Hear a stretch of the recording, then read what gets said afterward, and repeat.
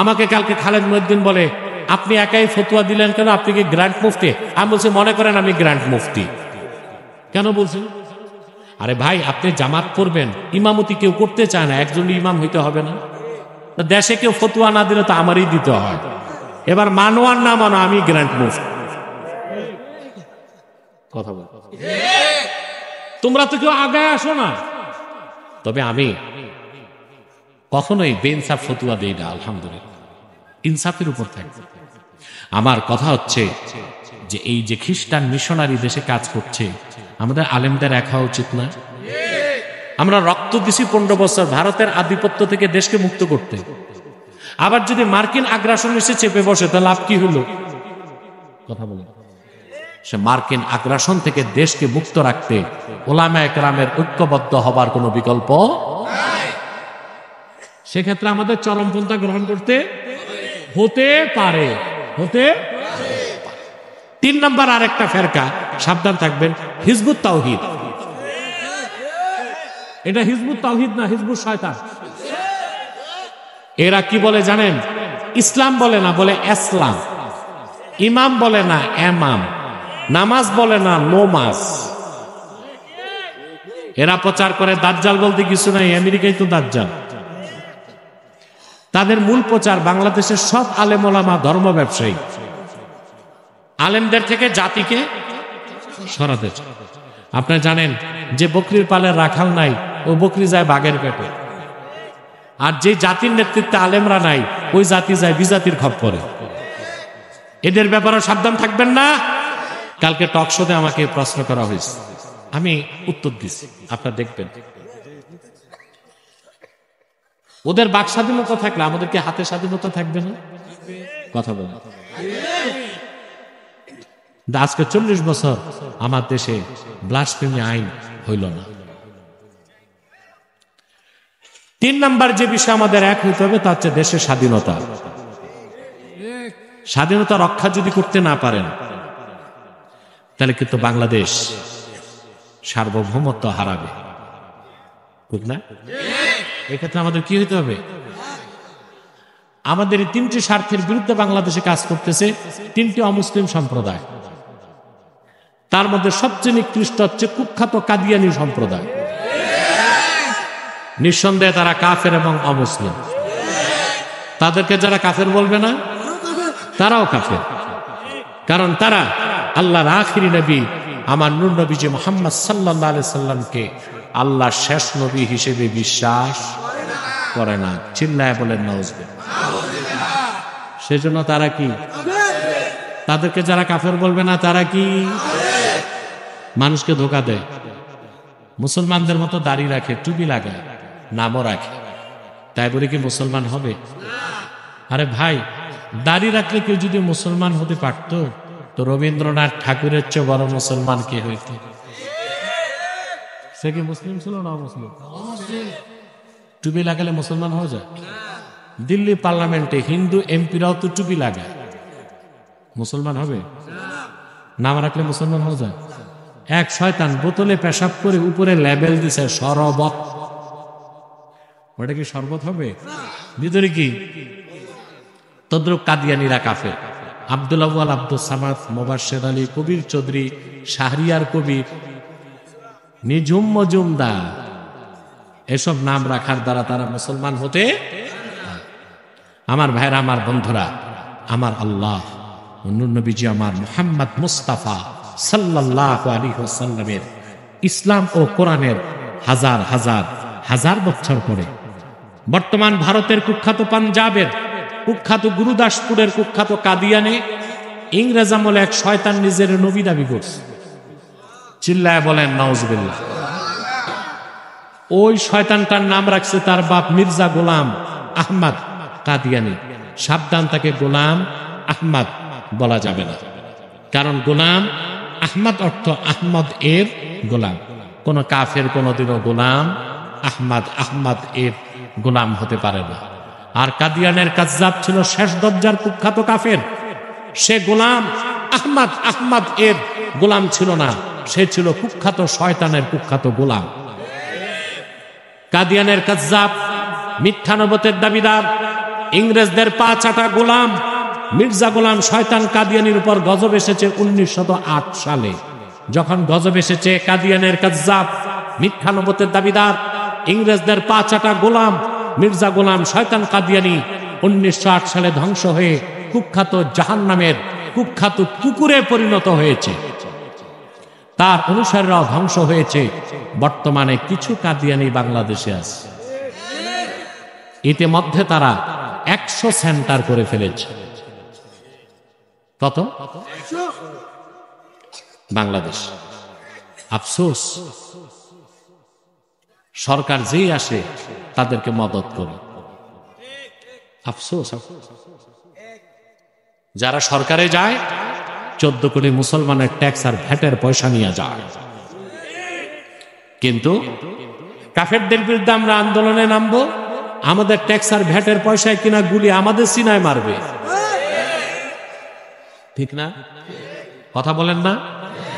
এর জন্য বলি, বাংলাদেশ 47ও স্বাধীন হয় নাই, 71ও স্বাধীন হয় নাই, 2024-এর 5ই আগস্ট স্বাধীন হয় নাই। বাংলাদেশ সেদিন স্বাধীন হবে যেদিন আরেকটা বিপ্লব হবে ইসলামের পক্ষে। প্রস্তুতি নাও যুবকরা, সেই বিপ্লব আমরা দেখে যাব ইনশাআল্লাহ। কুখ্যাত কাফের কাদিয়ানেরা উপাসনালয় বানায়, সরকার বাধা দেয় না। মুসলমান উপাসনালয় ভাঙতে যাবে, পুলিশ যেয়ে দাঁড়ায় থাকে। তো এই দেশে মুসলমানই পরাধীন। কথা বলে, আমরাই পরাধীন না? আমাদের দেশে যারা রাজনীতি করে আলেম ওলামা, তারা আবার এসব কথা বলতে চায় না। ভোটের মাঠে যদি পিছায় যায়, আরে ইয়ে তো হয় ইক্তেদার কি লালিচ, ক্ষমতার লিপ্সা। এ 7 আর এমপি হওয়ার কি দরকার আছে? আমরা এক হইলে তো পুরা দেশটাই আমাদের হয়। আমরা এমপি বানাবো, আমরা সরকারে উঠাবো আর নামাবো। আমরা কতকাল লেসপেন্সারগিরি করব? আজকে আওয়ামী লীগের সাথে, কালকে বিএনপির সাথে, তারপর জামাতের সাথে। তারা তো রাজনীতি করে যাচ্ছে। আলেম ওলামা যারা রাজনীতি করে না, তারা এখন এক হয়ে বাংলাদেশকে নেতৃত্ব দেন। শুধু রাজনৈতিকভাবে নেতৃত্ব দেয় না, অরাজনৈতিক নেতৃত্বটা বড় নেতৃত্ব। কথা বলেন, আমি রাজনীতি করি, শিখাই। মানুষে এমন কোন মূলধারার রাজনৈতিক দল নাই যে দলের শীর্ষ নেতাগুলো আমার থেকে পরামর্শ নেয় না। আলহামদুলিল্লাহ, আমি নারায়ণগঞ্জের 4 আসনে যখন তখন এমপি পদ পেতে পারি। যে দলতে চাইবো সে দল দিবে। এই ক্ষুদ্র এমপি পদ নিয়ে লক্ষ লক্ষ মানুষ খেলাফায় বিশ্বাসী, তাদের অনুভূতিতে আঘাত দিব। এর আগে আল্লাহ আমার মৃত্যু দে। আমরা খেলাফায় বিশ্বাসী, ঠিক কিনা? কবে হবে খেলাফা প্রতিষ্ঠিত জানি না, তবে খেলাফা প্রতিষ্ঠিত হওয়ার আগ পর্যন্ত ইসলামী রাজনীতির ব্যানারে শক্তিশালী একটি দল সংসদে থাক, এটা আমরা চাই। খালি তো রাখা যাবে না সংসদ। কথা বলে না, এটা হচ্ছে জরুরত। এটা কি? আর জরুরাতু তাতাকাদ্দারু বিকদরি জরুরা। কিন্তু আদর্শ আমাদের কি? জোরে বলেন খেলাফত, নয় তো শাহাদাত। জোরে বলেন খেলাফত, এটাই আদর্শ। কিন্তু জরুরত ভিন্ন জিনিস। আমরা যদি সংসদ ফাঁকা করে দেই, ওরা তো মনমত ইসলাম বিরোধী আইন করবে, তা ঠেকাইতে হবে না। আমরা চাই খেলাফার আগে শক্তিশালী প্রতিনিধি দল সংসদে থাকুক। ইসলামের পক্ষে কিছু না করতে পারলেও বিপক্ষের বিল আটকায় দিতে, ঠিক না ভাই? তো বলছিলাম, কাদিয়ানীরা বাংলাদেশে 100 আস্তানা করে ফেলছে। কত?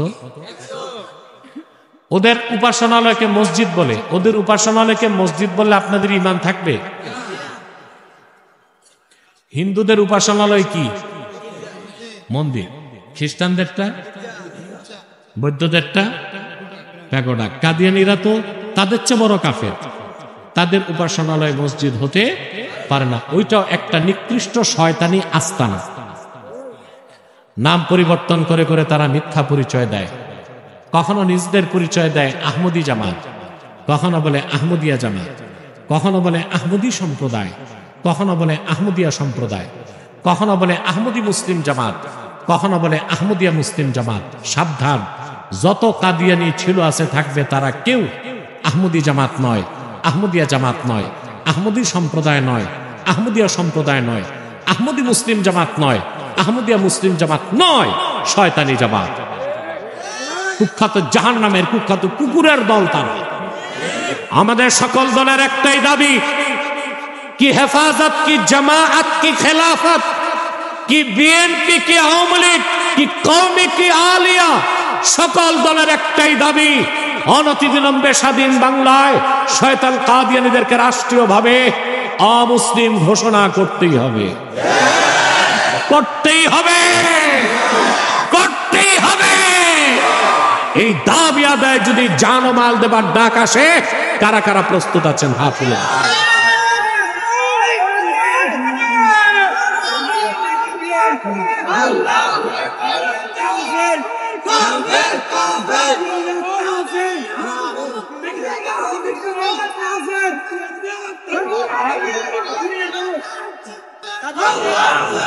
সম্মানিত সুধী, সম্মানিত সুধী, আমার প্রিয় ভাইরা, এই কুখ্যাত কাফেরদেরকে অর্থনৈতিক সহযোগিতা করবেন না। করেন? জি করেন।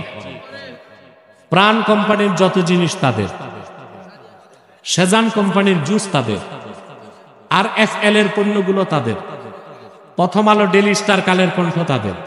এগুলো ধরবেন না, কিনবেন না, বেচবেন না, নৈতিক দায়িত্ব হিসেবে মনে থাকবে। আরেকটি অমুসলিম সম্প্রদায় আমাদের স্বাধীনতায় হাত দিয়ে ফেলছে, এটা হচ্ছে ঈসাই জামাত, খ্রিস্টানদের একটা গোপন দল। 1975 সালে মাঠে নামছে, এই পর্যন্ত 2.5 লক্ষ পরিবারকে খ্রিস্টান বানাইছে। নওজুবিল্লাহ বলতে কলিজায় লাগে নাই? রংপুর হারাগাছে গত মাসে একটা গ্রামে 300 লোক খ্রিস্টান হয়েছে।